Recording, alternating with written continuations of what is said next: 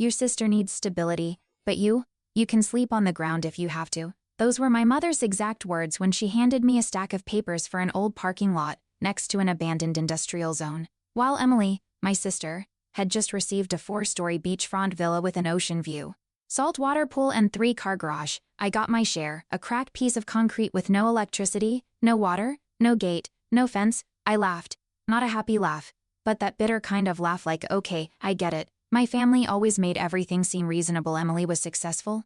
Emily was the pride and joy. Emily was the one who needed support for her real estate venture. And me, a mechanic who barely finished high school, lucky enough to run a food truck on the street, according to my mother. But this time it wasn't just favoritism.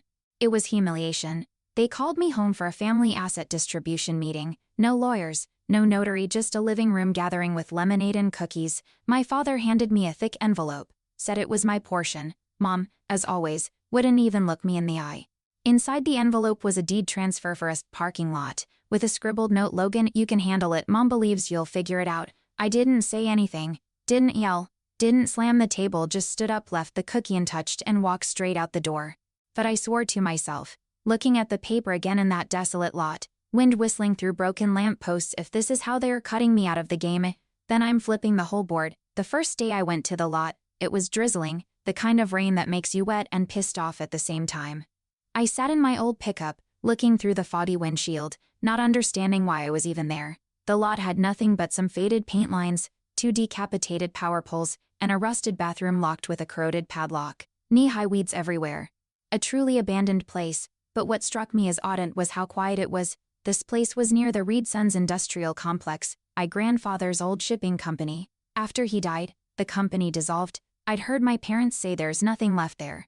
But in the blueprint attached to the transfer deed, I saw this lot was right next to a row of warehouses that had been erased from government maps since 2014. By instinct, the instinct of a mechanic who'd popped open all kinds of car trunks, I started looking around.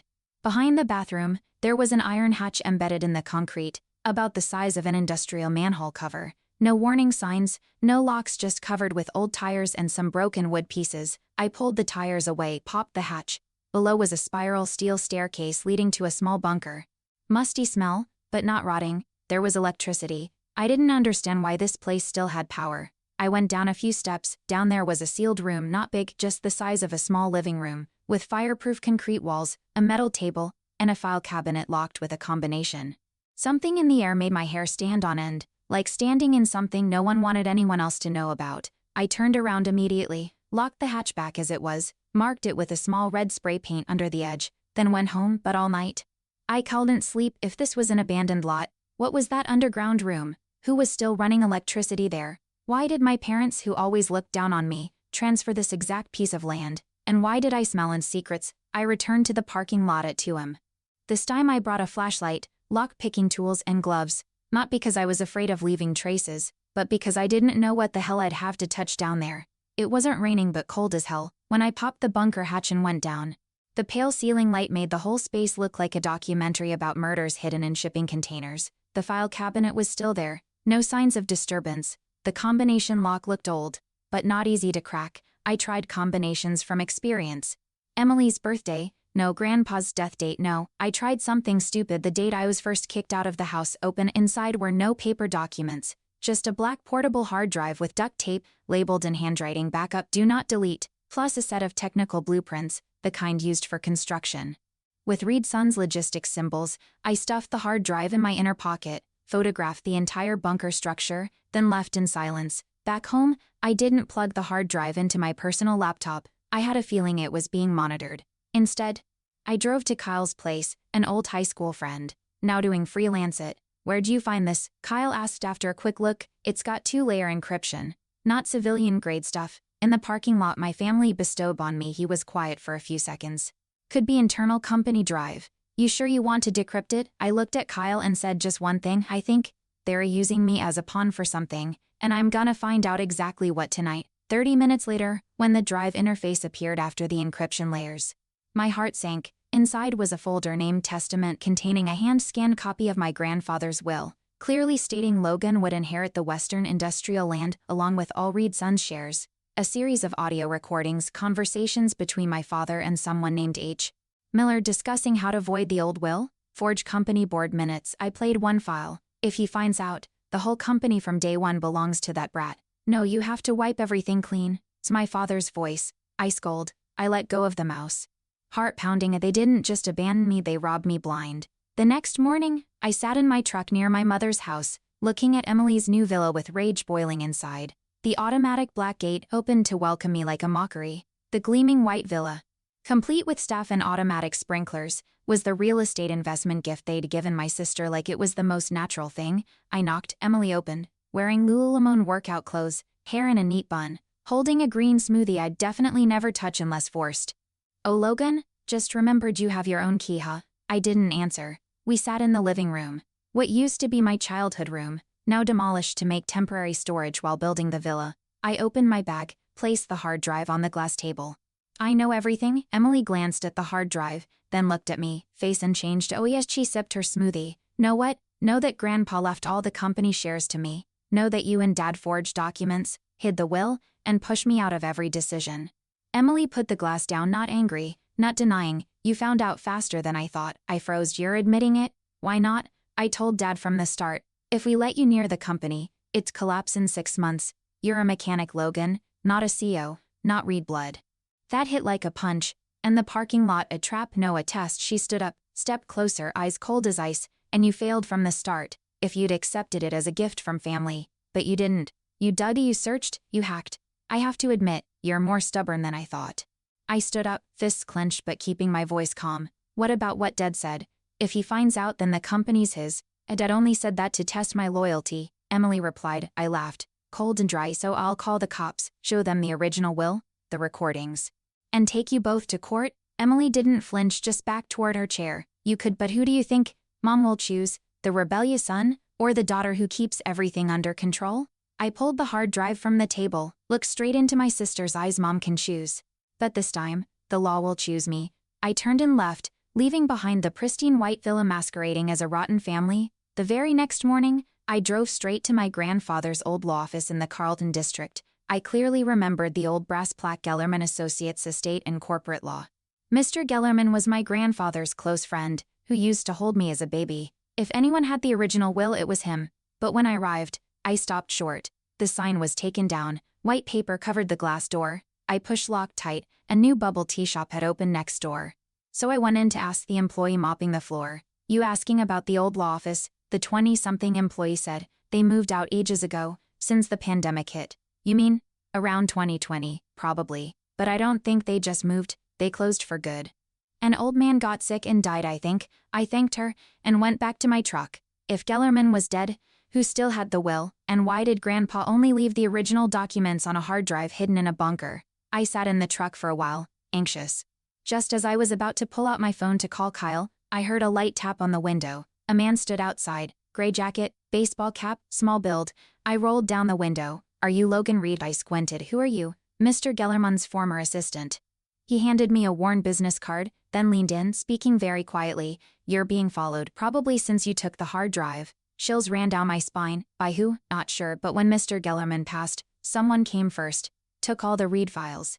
Said they were family. We weren't allowed to keep any copies. What was their name? No one recorded it. But there's something Mr. Gellerman told me to give you if this happened. He handed me a gray envelope, thin but sealed with red wax. I took it. He nodded, then walked away, as if he'd only been waiting to do exactly this. I sat quietly in the truck for a few minutes before opening it. Inside was a handwritten note from Mr. Gellerman himself. Shaky handwriting. "If you're reading this, it means they've taken everything. But the original will isn't in the company files. Check public records, the registry at the land office, from 2009. My heart raced, not at the law office, but somewhere no one would think to look. A government agency. If that was true, then Logan might still have a chance to reclaim everything legally. But if someone was following it, would I have enough time? That evening, I went to the county resources and land registry in my dust-covered pickup. No hallway cameras, no night security. I chose 10:45 p.m. 15 minutes before the automatic backup system kicked in. Kyle had warned, if you want to get original files from the system, do it before then. I came prepared: hood, gloves, clean SATA drive, and a penetration code Kyle wrote for me, what he called a mousetrap, a second-floor digital property records archive. I'd been here once with my mother, but that was to change ownership of Grandpa's old land, something my parents said had no value anymore. Because I remembered that visit, I knew this system didn't just store electronic copies, it kept original scans of every transfer document.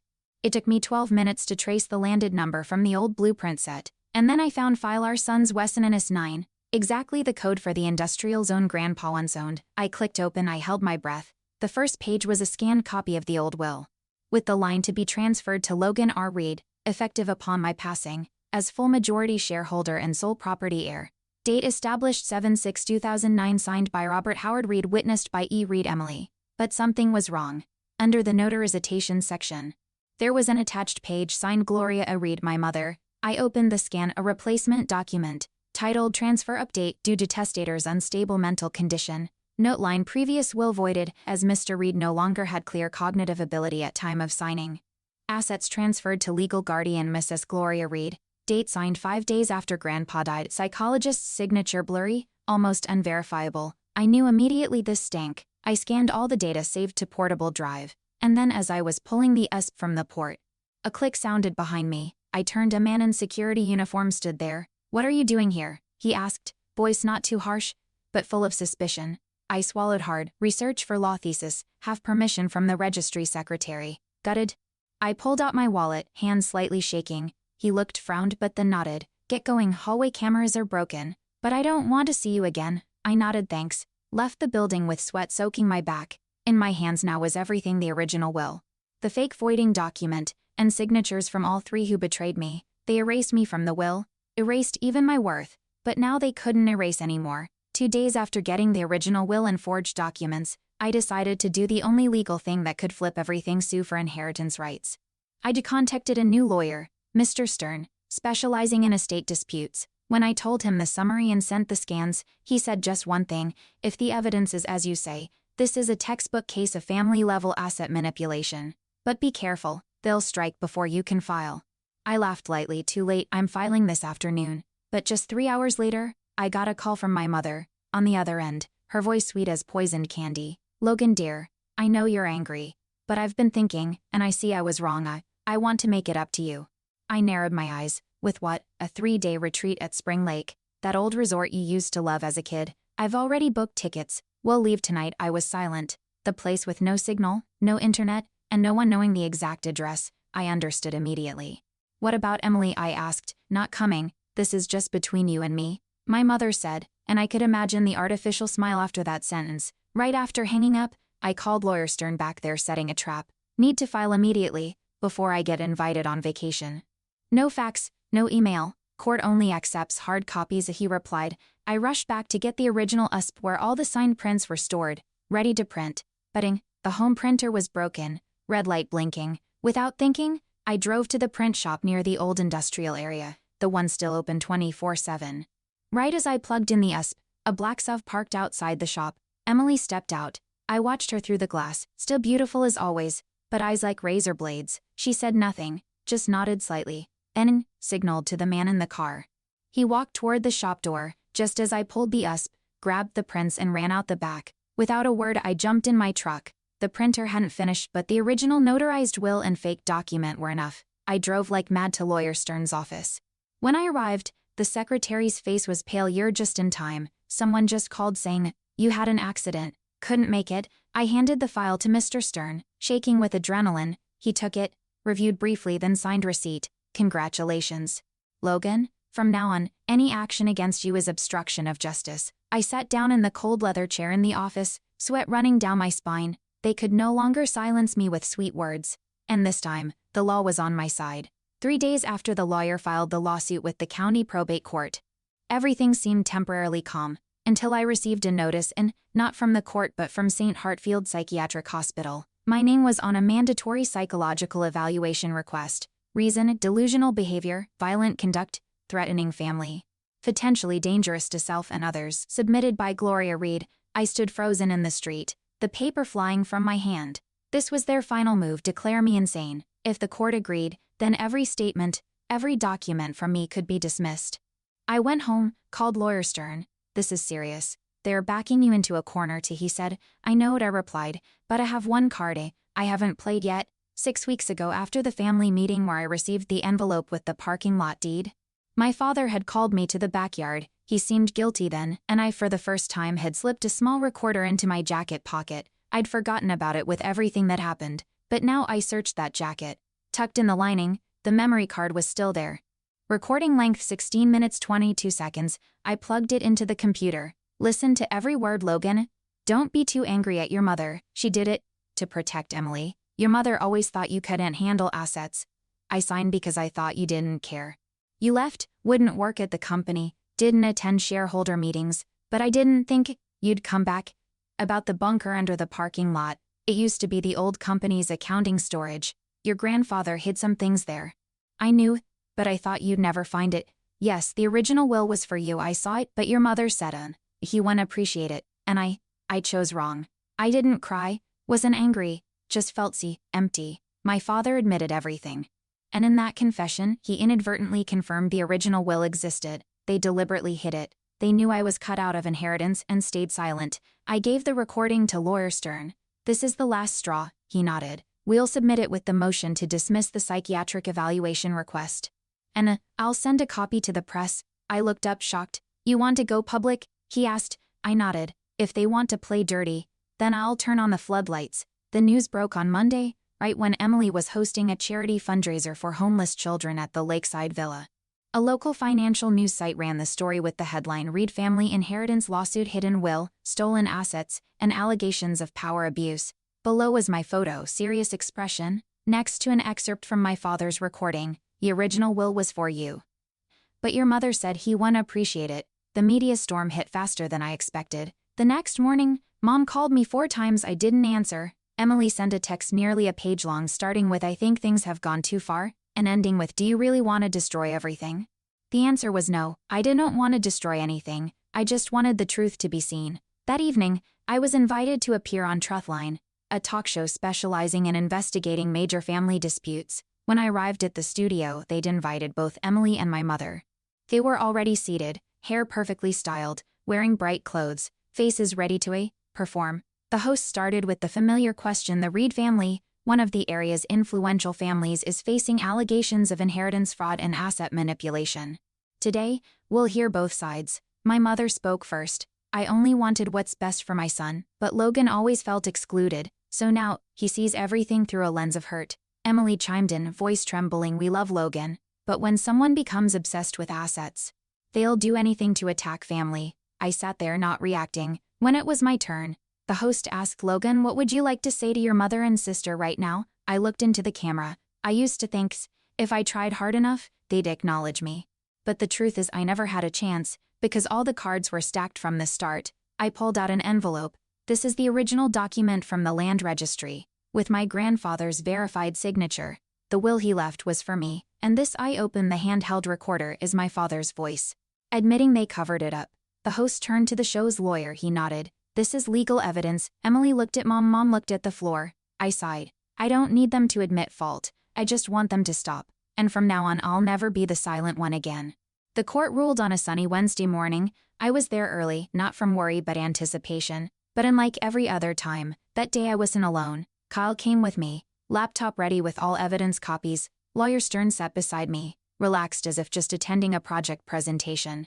My mother arrived last. No more perfect hair. No lipstick, no pearls. Emily wasn't there. Her lawyer said she was undergoing psychological treatment. How ironic. When the judge declared the court recognizes the 2009 will as valid, all subsequent asset transfers are void. Said, I didn't cry, didn't shout victory, didn't hug anyone, just bowed my head, exhaled like shedding a boulder I'd carried since childhood. They still tried to negotiate, offering me part of the villa and drop criminal charges. I refused. I didn't need that villa. I needed the truth standing in black and white, recognized with a legal seal. 3 months later, I officially became the legal owner of the entire Reed Sons industrial complex, including the old parking lot, the thing they'd thrown at me like a bone. But now it wasn't a parking lot anymore. I used the inheritance money plus winnings from the lawsuit to do exactly what I'd long dreamed of: turn that place into a street food complex, vendors, auto repair, music, street art, a place for those once considered unworthy. The name I chose, The Lot. Simple, clear, just like how they used to say I only deserved a parking lot. Opening night, I stood among hundreds of people, Young and old, listening to music blasting from shipping containers converted to stages. A reporter asked, "Do you have any message for your family?" I thought for a moment, no need to send anything. I'm here and they aren't. She looked surprised. I smiled, truly relieved for the first time because I don't need their presence to exist anymore. Now I exist on my own terms. Thanks for watching. Hit subscribe to check out more stories on my channel.